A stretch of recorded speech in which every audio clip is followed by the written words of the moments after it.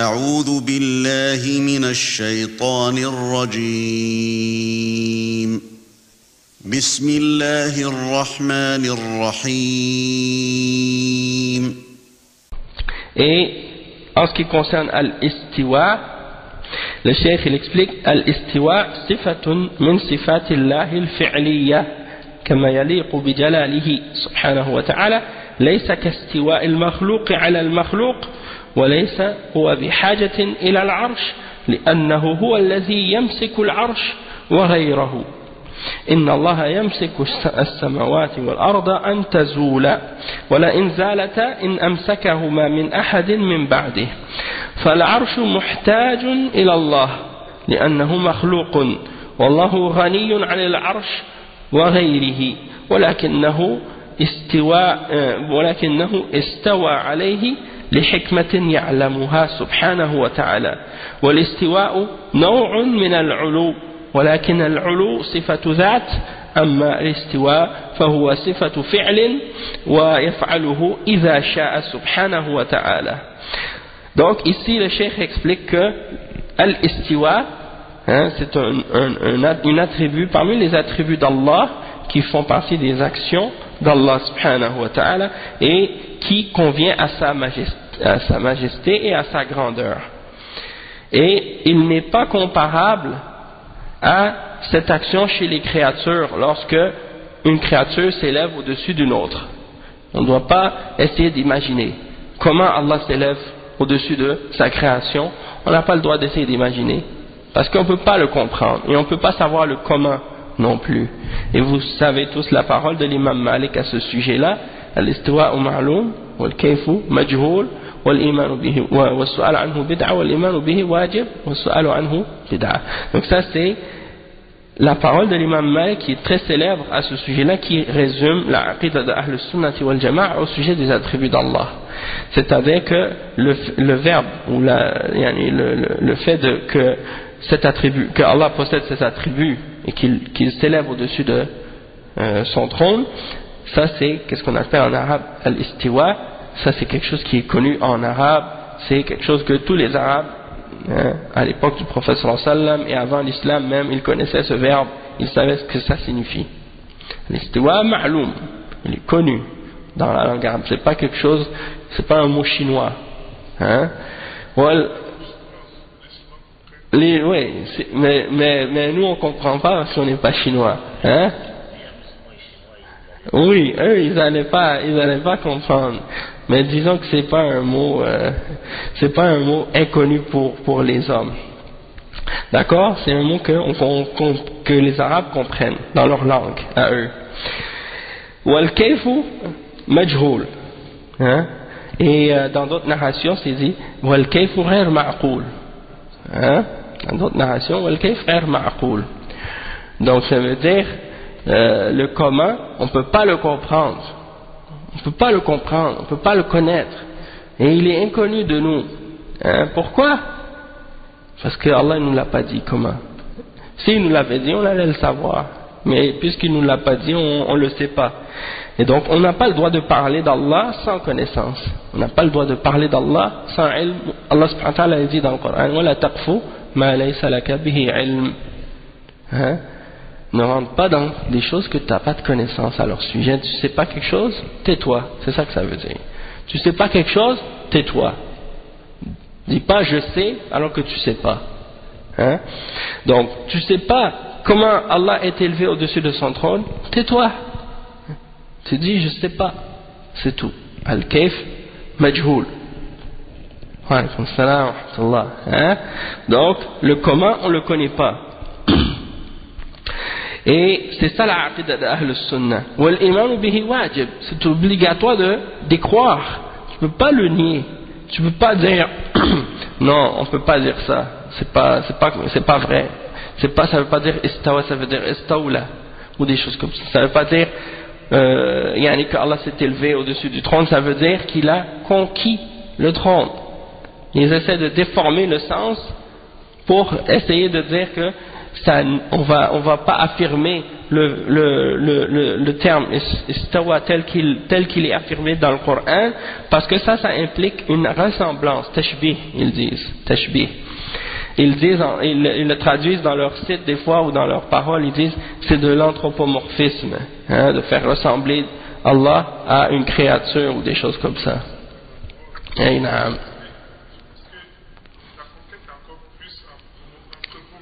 Exactement.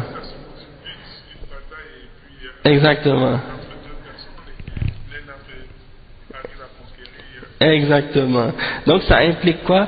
Que si on dit que si on dit que istawa ça veut dire conquérir, donc ça voudrait dire que Allah a conquis le trône. Ça implique quelque chose de plus grave que ce qu'ils essayaient ou ce qu'ils s'imaginaient vouloir s'enfuir, de la chose de laquelle ils voulaient s'enfuir.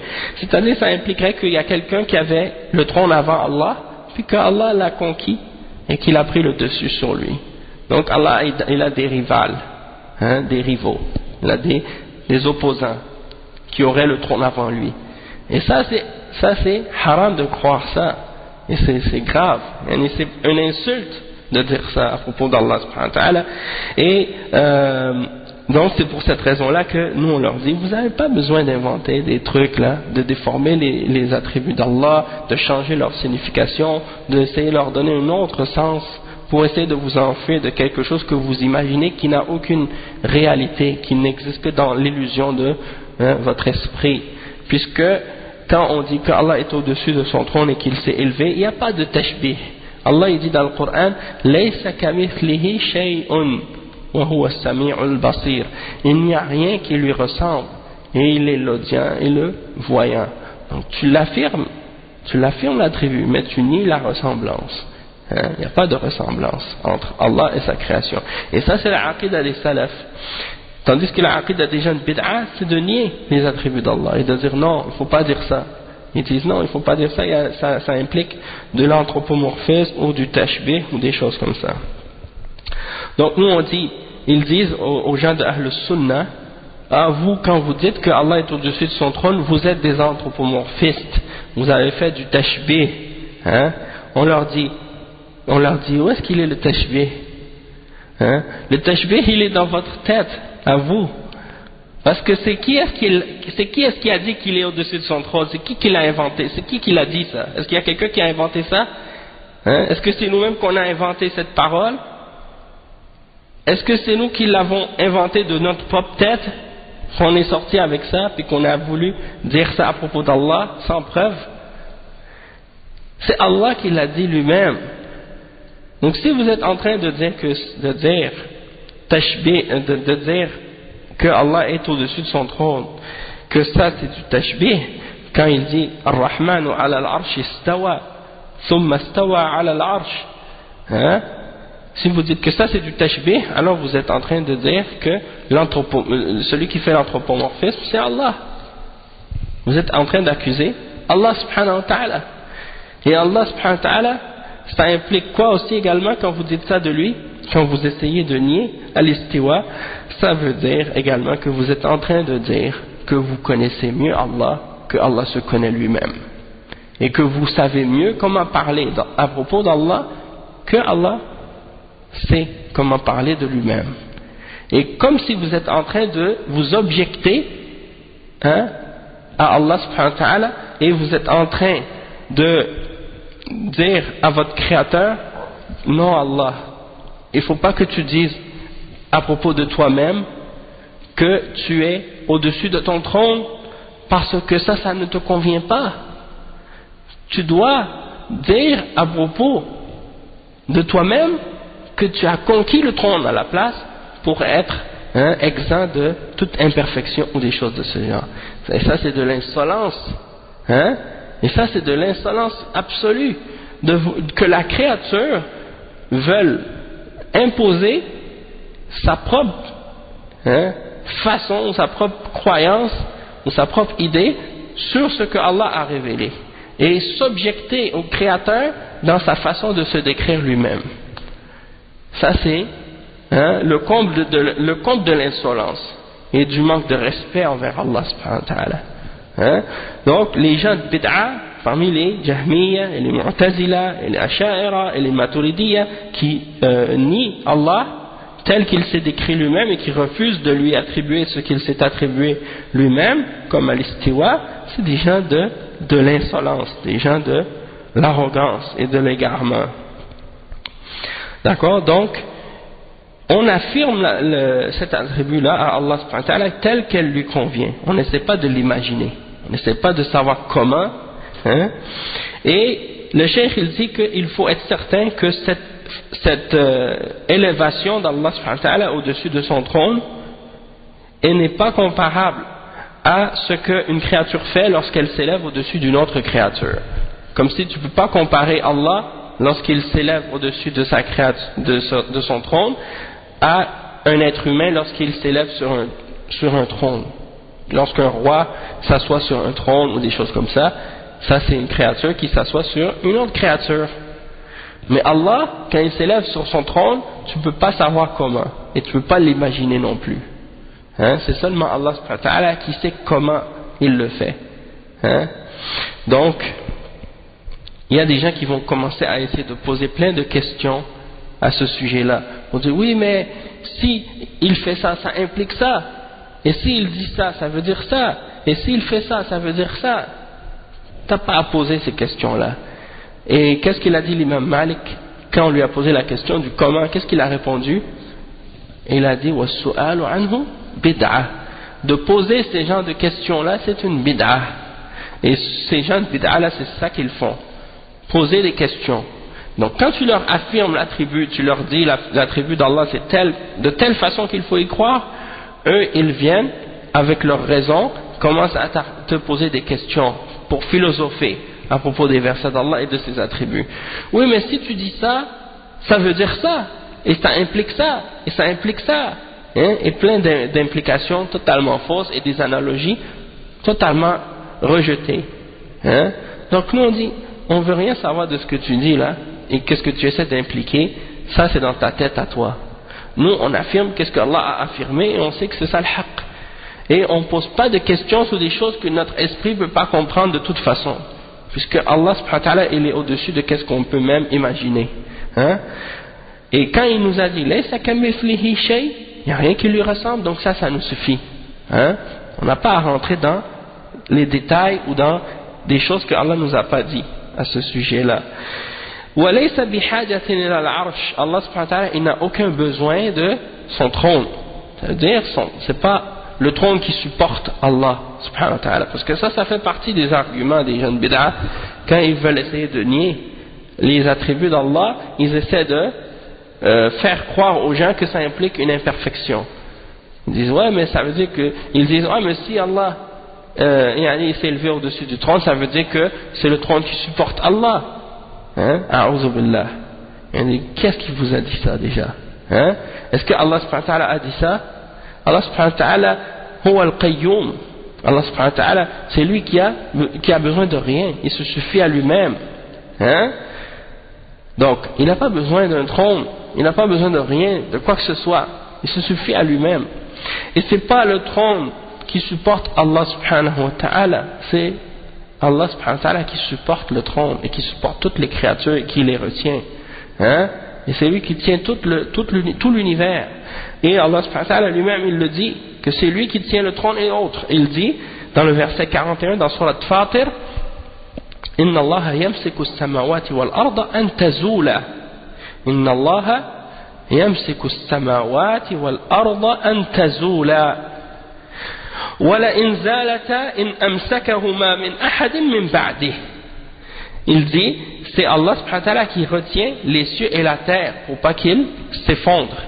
Et s'ils s'effondraient, personne ne pouvait les retenir après lui. C'est-à-dire, s'ils s'effondraient, les cieux et la terre, personne ne pourrait les retenir excepté Allah subhanahu wa ta'ala.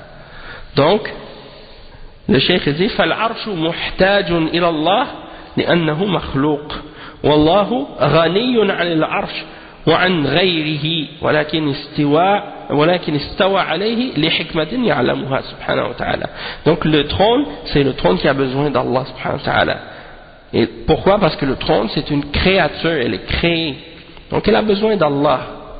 Il a besoin d'Allah. Et Allah, lui, il est Ghani. Huwa al-Ghani. Il est le riche, dans le sens il se suffit à lui-même, il n'a besoin de rien. Hein? Il est tellement riche qu'il n'a besoin de rien. Hein? Il n'a pas besoin d'une créature. Il n'a pas besoin de quoi que ce soit. Hein? Il n'a pas besoin du trône, il n'a pas besoin d'autre chose que le trône non plus. Hein? Mais il s'est élevé sur le trône pour une sagesse que lui seul connaît. والاستواء نوع من العلو والاستواء نوع من العلو, c'est-à-dire que le fait que Allah subhanahu wa ta'ala se soit élevé au-dessus de son trône, ça fait partie de al-ulu. Al-ulu, ça veut dire quoi? Ça veut dire la transcendance d'Allah subhanahu wa ta'ala, dans le sens que Allah est au-dessus de tout. Et donc al-istiwa, ça rentre dans al-ulu. Quand on dit que un des noms d'Allah c'est Al-Ali, Al-Ali, Al-A'la, ça c'est un autre nom d'Allah. Al-A'la, ça veut dire le plus haut. Et Al-Ali, ça veut dire le très haut.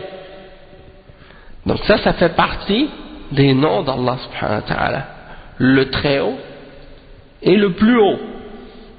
Et ça veut dire quoi? Ça veut dire qu'il est plus haut et élevé, comme le cheikh il le dit.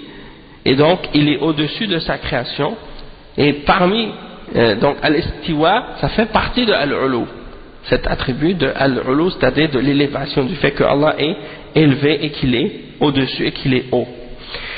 Sauf que c'est une caractéristique, donc al-istiwa, qui est particulière, spécifique au trône, tandis que al-ulu c'est général, et ça fait partie des attributs de son être, parce qu'il est élevé dans son être, et il est élevé également dans sa valeur et dans son statut et dans sa grandeur, et il est élevé également dans et il est élevé aussi par sa personne, du fait qu'il est au-dessus de son trône. Il est au-dessus de son trône, Allah subhanahu wa ta'ala, il est au-dessus de son trône, séparé de sa création, comme les salafs ont dit. Hein?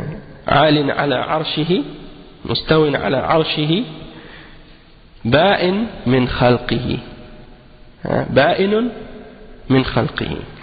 Donc il est séparé de sa création, donc il n'est pas mélangé avec sa création, il ne se mélange pas avec sa création comme le disent les gens de bid'a, comme les gens de hulul ou bien les gens de wahdatul wujud qui prétendent que Allah et la création sont mélangés entre eux ou fusionnés entre eux, ou bien que l'un est l'égal de l'autre, ou que l'un est l'autre, que la créature et le créateur sont une seule et même chose, comme les gens de Wahdatul Wujud et Ibn al-Arabi, At-Ta'i, le soufi hérétique. Donc ça c'est des exemples. Donc tout ce qu'on vient d'expliquer là, ça c'est la aqida de Ahl Sunnah wal Jama'a au sujet de Al-Istiwa, et c'est très important de le comprendre. Hein?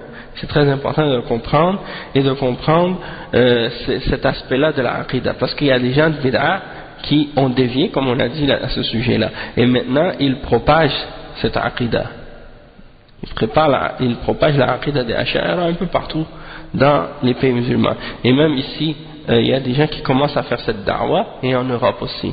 Et ils se basent sur la réputation de certaines écoles, parfois pour le faire. Donc, comme par exemple, ils vont dire, bon, telle ou telle aqida, par exemple, la aqida ash'ariyya, elle est enseignée à telle ou telle école, comme par exemple Al-Azhar, ou bien une autre jami'a, comme ça dans un pays musulman, une université dans un pays musulman, qui est basée sur la aqida ash'ariyya. Ils disent, bon, ça c'est l'exemple, c'est comme la aqida qui est enseignée là-bas, comme si c'était un sceau ou une preuve de crédibilité, ou une preuve que cette aqida elle est valable ou elle est bonne. Alors que non.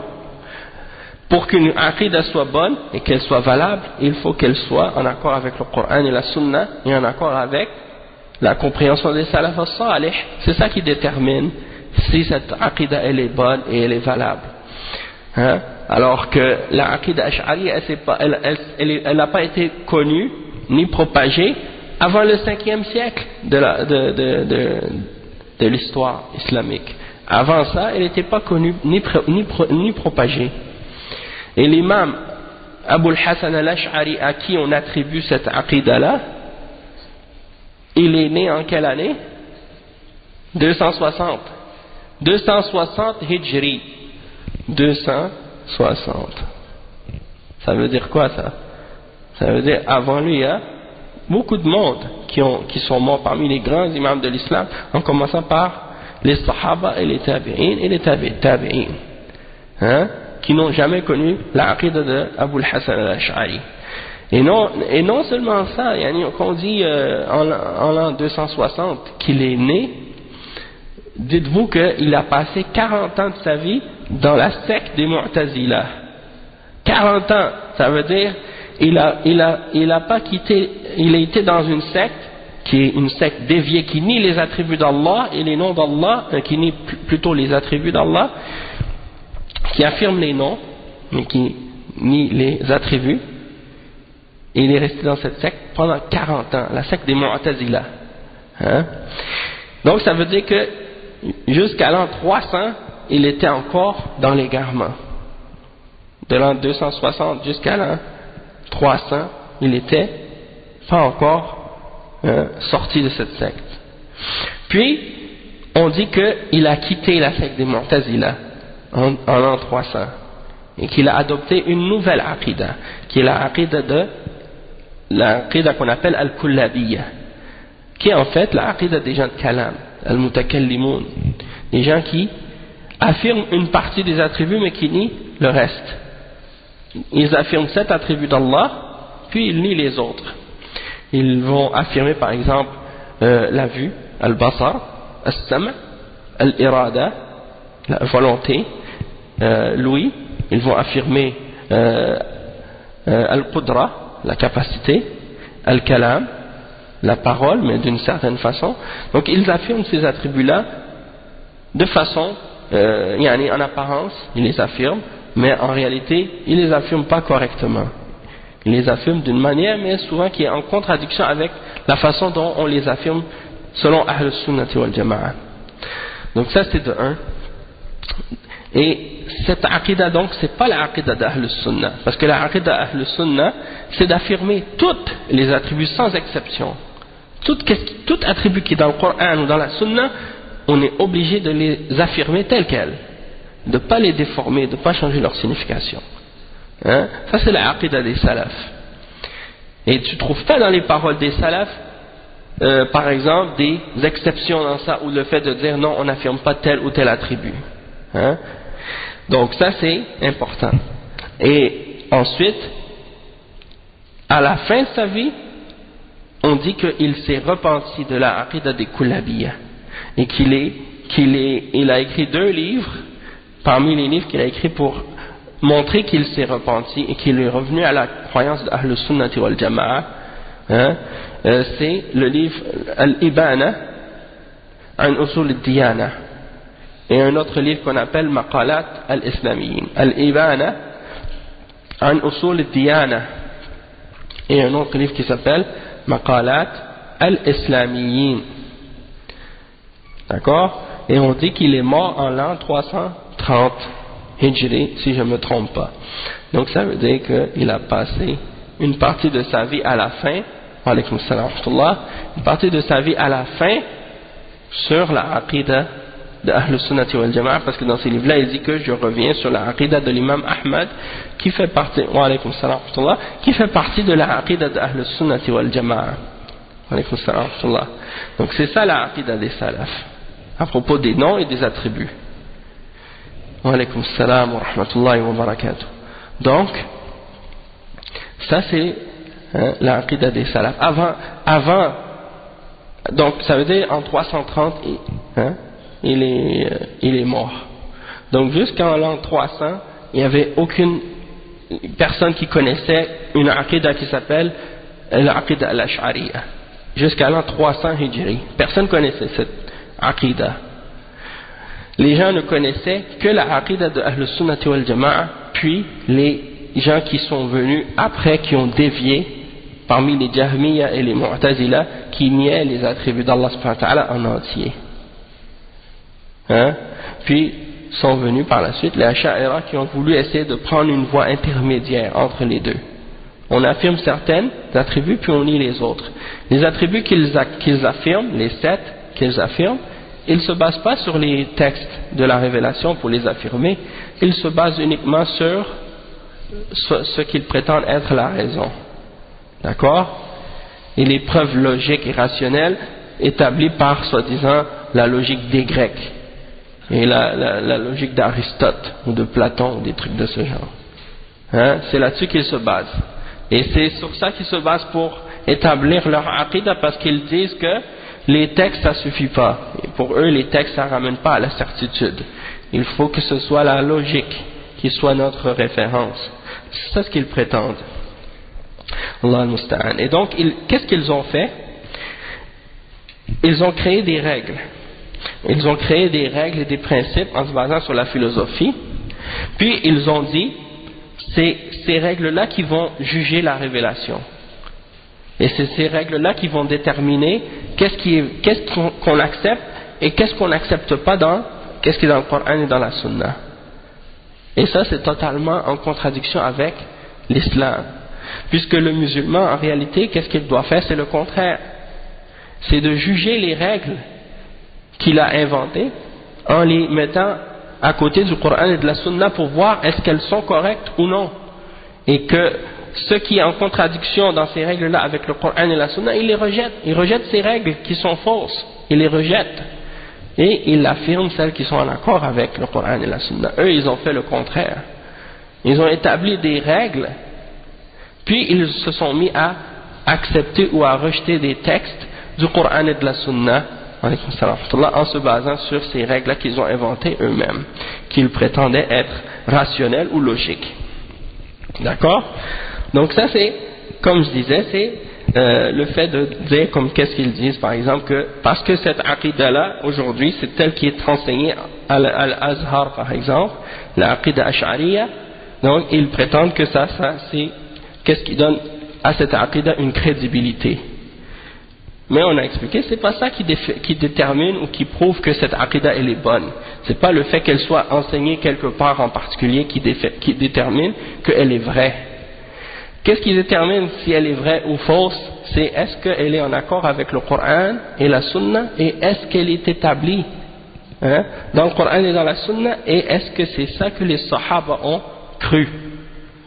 Si ce n'était pas le cas, alors on doit la rejeter, peu importe qui l'a enseignée, où est-ce qu'elle est enseignée. Puisque si elle n'existait pas 300 ans après, à partir de l'an 300, comme on l'a expliqué tout à l'heure, de l'époque de la mort du prophète sallallahu alayhi wa sallam jusqu'à l'an 300, il n'y avait aucune trace de ce qu'on appelle l'Aqidah al-Ash'ariyya, et qu'elle est apparue à cette époque-là, après l'an 300, parce que ceux qui suivent aujourd'hui l'Ash'ariyya, comme on a dit tout à l'heure, c'est ceux qui suivent la période intermédiaire de Abul Hassan al-Ash'ari, c'est-à-dire la période où après qu'il a quitté les Mu'tazila et avant qu'il suive la voie d'Ahl Sunnah. Donc cette période intermédiaire, c'est cette aqidah-là qu'ils suivent, la aqidah kullabiyya qu'on a expliqué tout à l'heure. Donc cette aqidah-là, elle n'existait pas avant, depuis la mort du prophète sallallahu alayhi wa sallam jusqu'à 300 ans après, on n'avait jamais entendu parler de cette aqidah-là. Donc aujourd'hui, le fait qu'elle soit enseignée quelque part, ça ne va pas venir justifier cette aqidah. Pour qu'une aqidah soit justifiée, il faut qu'elle soit établie dans le Coran et dans la Sunna, et que ce soit la aqidah du prophète sallallahu alayhi wa sallam et des sahaba, Abu Bakr, Omar, Uthman, Ali, et des autres parmi les sahaba qui sont venus après, radiyallahu anhum ajma'in. Et donc c'est pour ça que nous on dit il faut revenir à la aqidah des salafs, de nos salafs salih, qui était d'affirmer les noms et les attributs d'Allah subhanahu wa ta'ala sans exception. Puis aussi ils mentionnent, ils disent la majorité des musulmans aujourd'hui, ils ont la aqidah ash'ariyya, c'est ça qu'ils prétendent. Et ils essaient de mentionner ça pour essayer de justifier que cette aqidah là c'est la bonne et que c'est la vraie. Et nous on leur dit, le fait que un nombre de personnes plus grands ont une aqidah en particulier, ça ne veut pas dire qu'elle est vraie. Hein? Sinon, si c'était le cas, on devrait, dans ce cas-là, regarder la majorité des hommes sur la terre, c'est quoi leur croyance, et c'est pas l'islam. Hein? La majorité des hommes sur la terre, ils sont des mouchriquines. Donc, est-ce que ça veut dire que parce qu'ils sont plus nombreux, c'est eux qui ont le haqq? Bien sûr que non. Donc, la même chose pour la aqidah ash'ariyya. Et quand on regarde la réalité, c'est pas vrai que la majorité sont ash'ariyya. Parce que la majorité des musulmans, ils n'ont pas étudié la aqidah ash'ariyya et la philosophie. C'est une petite minorité qui ont étudié ça. Et si on retourne, comme on a dit, à qu'est-ce qui était enseigné entre l'époque du prophète sallallahu alayhi wa sallam jusqu'à 300 ans après, c'était la aqidah des salafs. Et c'est eux qu'on appelle les 3 premières générations bénites. Hein? Comme le prophète sallallahu alayhi wa sallam, il a dit Khayrun nasi qarni, thumma alladhina yalunahum, thumma alladhina yalunahum. Hein? Les meilleurs des hommes, ce sont ma génération, puis celle qui vient après, puis celle qui vient après. Donc ça veut dire que ces 3 premières générations-là, c'est notre référence. Tout ce qui est venu par la suite, il doit être ramené à l'exemple de ce qui a été établi dans les 3 premières générations, en commençant par celle des Sahaba, puis ceux qui les ont suivis, par exemple, par la suite, c'est les Tabi'in, puis ceux qui ont étudié avec les Sahaba, donc les Tabi'un, c'est ceux qui ont étudié avec les Sahaba, puis Tabi'in, c'est ceux qui ont étudié avec les élèves des Sahaba. Ça, c'est notre référence. Et la majorité d'entre eux, ils étaient tous sur la aqidah sur laquelle le prophète sallallahu alayhi wa sallam a laissé ses Sahaba. Et c'est ça notre référence. Donc, si par la suite, des musulmans, par exemple, ont dévié de cette aqidah et qui sont tombés dans une des sectes, parmi les sectes d'égarement, eh bien, c'est pas, même s'ils sont plus nombreux, ça ne veut pas dire que c'est eux qui sont sur le haqq. Hein? Donc, il ne faut pas se laisser tromper par le nombre. Donc c'est ça. Donc, de toute façon, alhamdulillah, comme on a expliqué, on va s'arrêter avec ça pour aujourd'hui, Inch'Allah. Puis on expliquera la suite du verset au prochain cours, Inch'Allah. Mais je voulais me concentrer plus sur cet aspect de l'aqida qui est Tawhid al-Asma wa Sifat et la croyance en les attributs d'Allah subhanahu wa ta'ala aujourd'hui, parce qu'il y a beaucoup de gens aujourd'hui qui jettent des shubuhat à ce sujet-là. Puis c'est très important donc de pouvoir savoir en fait quelle est la réalité et la vérité à ce sujet pour éviter de tomber dans les égarements là-dessus. سبحانك اللهم وبحمدك أشهد أن لا إله إلا أنت أستغفرك وأتوب إليك بارك الله فيكم وجزاكم الله خيرا والسلام عليكم ورحمة الله وبركاته.